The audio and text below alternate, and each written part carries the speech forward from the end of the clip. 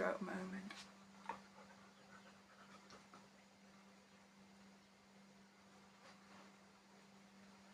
You know, I had a stroke. And as Ram Dass says, it's a stroke of grace. The grace you get from a stroke is that you're forced to slow down and you have to sit with yourself. And it teaches you to see life differently. It teaches you to have to ask and accept help.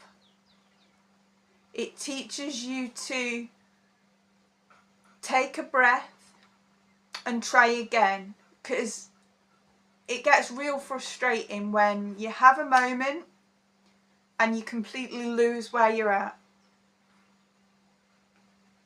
And you know what you were saying, and you know you're not stupid, and you know it's somewhere there inside your brain, but for whatever reason it's gone and you feel like a goldfish. And it's not that what you weren't saying wasn't important. It teaches you that you should be focusing on one thing at a time. And when you focus on one thing at a time, you've got clarity and you can do a job properly, and then you can move on to the next job, and it's beautiful. It's beautiful to do that. You save so many spoons. Spoon theory is a whole new thing. But when you recognise the power that you can get and the benefits you get from the change, the stroke of grace,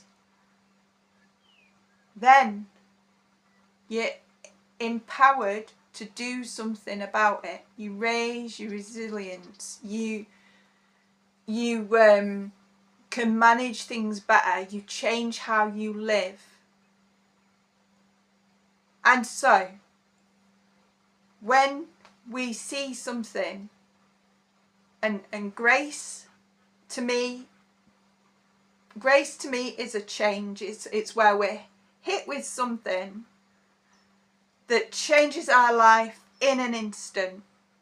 And you can have the grace of a stroke, and you can have the grace of a heart attack, and you can have the grace of a chronic illness, and you can have the grace of pain, and you can have the grace of cancer. I've had the grace of cancer. It was absolutely fucking awesome.